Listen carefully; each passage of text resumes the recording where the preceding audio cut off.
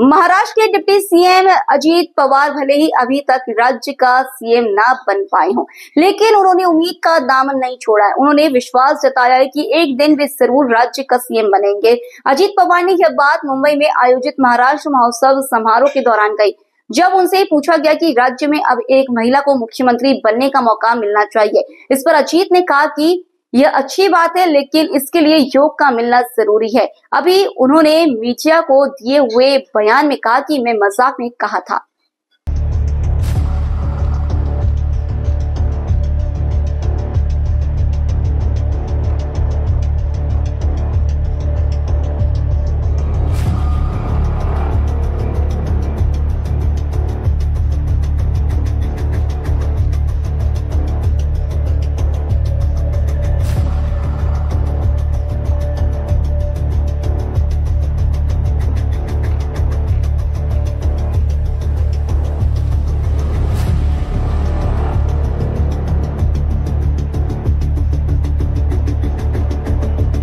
महाराष्ट्र की deputy CM Ajit Pawar का CM न बन पाने का दर्द छलक पड़ा। उन्होंने कहा कि मुझे भी लगता है कि मैं भी सीएम बनूं, लेकिन बात नहीं बन पाती है।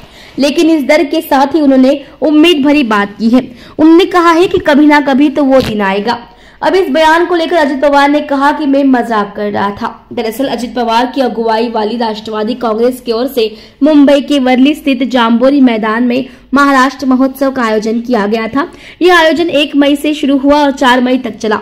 इस महोत्सव के दौरान विविध क्षेत्र में काम करने वाले गणमान्य लोगों को सम्मानित किया जा रहा था। तभी अजित पवार बोल रहे थे। राष्ट्रवादी काँग्रेस पक्षाच्या बाबतीत एक सवाल उपस्थित होतोय। राष्ट्रवादी काँग्रेस पक्षाच्या बाबतीत एक सवाल उपस्थित होतोय की आधी जी आश्वासनं दिली, खास करून जाहीरनाम्यामध्ये, त्या बाबतीत आता तुम्ही हल्ली जे स्टेटमेंट करताय, कर्जमाफी मी बोललो होतो का? एक मिनिट थांबा, एक मिनिट थांबा।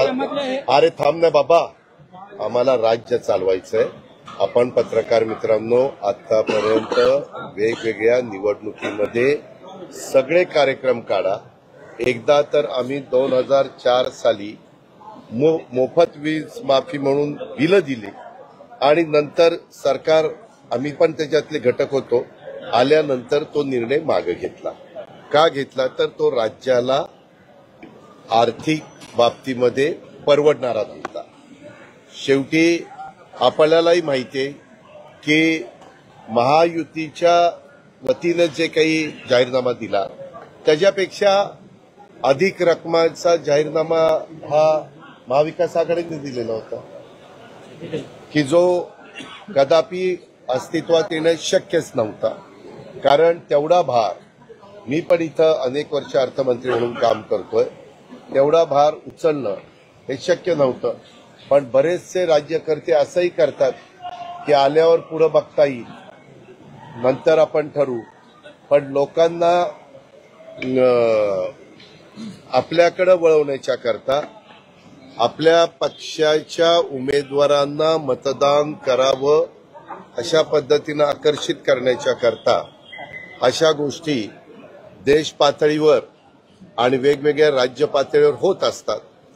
त्याबद्दल सगळ्यांनीच गंभीरपणे विचार करण्याची गरज आहे की उद्याच्याला घोषणा केल्या जातात आणि नंतर त्या घोषणा प्रत्यक्षात पूर्तीमध्ये आणता येत नाही, त्यावेळेस तिथं थोडंसं वेगळा निर्णय घ्यावा लागतो। मग शेतकऱ्यांची कर्जमाफी होणारच नाही हा ठाम निर्णय आहे का महायुतीचा? असं कोणी तुला सांगितलं? असं कुठल्याही पक्षाचा, उद्या मुख्यमंत्री तू झाला ना बेटा, तरी तू तसा निर्णय घेऊ शकत नाही।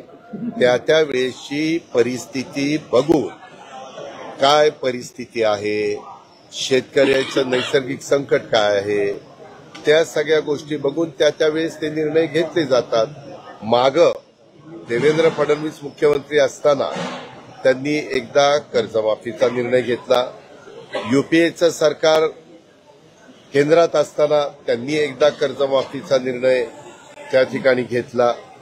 त्याच्यानंतर आता उद्धव ठाकरे साहेबांच्या नेतृत्वाखाली आम्ही जे सरकार स्थापन केलं त्यावेळेस कर्जमाफीचा निर्णय झाला।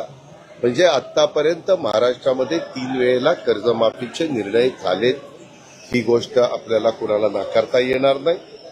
आजच्या घडीमध्ये काही गोष्टी प्रत्यक्षात कृतीत करण्याच्या करता काही अडचणी असतील तर त्याचा व्यवस्थितपणे विचार करून ज्यावेळेस आपल्या राज्याच्या अर्थव्यवस्थेला झेपेल आणि त्याच्यातून इन्फ्रास्ट्रक्चरच्या विकास कामावर कुठलाही परिणाम होणार नसेल. आता ते तर सगळे म्हणत होते की लाडकी बहीण योजना पण निवडणूक झाल्यानंतर बंद करतील. आम्ही चालू ठेवलेली आहे. आम्ही 1,500 रुपये देतो पण चालू ठेवलेली आहे. काही बाबतीत आता मी काल कर्नाटकात म्हणजे बेळगावला उतरलो. माझा एक चंदगड, गडिंग्लज आणि आजरा या विधानसभा मतदारसंघात कार्यक्रम होता. तिथं काही लोक मला भेटले. आज त्यांनी तिथं ज्या लोकप्रिय घोषणा दिलेल्या आहेत तिथल्या सरकारने, आज त्याच्यामुळे त्यांच्या सगळ्या विकास कामावर परिणाम झालेला आहे. तिथं अडचणीला त्यांना सामोरं जावं लागतंय. शेवटी आपलं बजेट साधारण किती आहे, आपल्याला त्याच्यातून सॅलरी करता किती खर्च करावा लागणार, पेन्शन करता किती, कर्ज घेतलेलं त्याच्या व्याजा करता किती, अशा सगळ्या गोष्टीचा साकल्याने विचार करावा लागतो. जसं तू तुझं घरातलं कुटुंब चालवतो त्यावेळेस महिन्याभराचा विचार करून खर्च करत असतो, आपल्या महिन्याचं काय उत्पन्न आहे.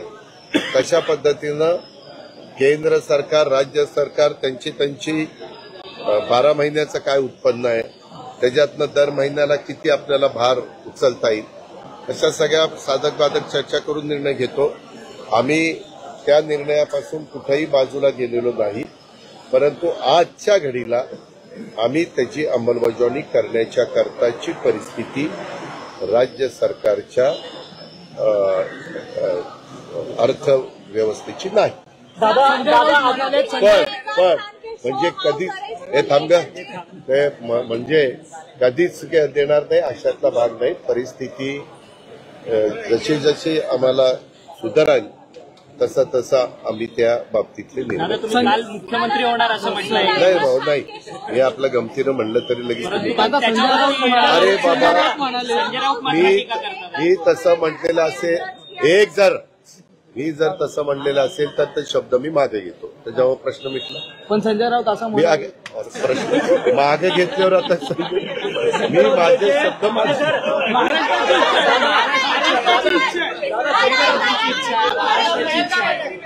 अरे बाबा, कार्यकर्त्यांची तुझी जरी इच्छा असली तरी तुला 145चा पाठिंबा मिळाला तर तुझी इच्छा सफल होईल. जोपर्यंत कुणालाच 145, आज कसं, आज देवेंद्रजींच्या पाठीची 145च्या पेक्षा जास्त आमदारांनी पाठबळ दिलं. त्याच्या आधी एकनाथराव शिंदेंना दिलं, त्याच्या आधी उद्धव ठाकरे साहेबांना दिलं. त्यावेळेस ते मान्यवर मुख्यमंत्री होत असतात. दादा, संजय राउत कहते हैं कि अगर मुख्यमंत्री बाबा जनता पार्टी में विलीन होना पड़ेगा. मैंने आपको बताया ना कि मैंने जो स्टेटमेंट किया मैं विड्रॉ कर रहा हूँ, खत्म.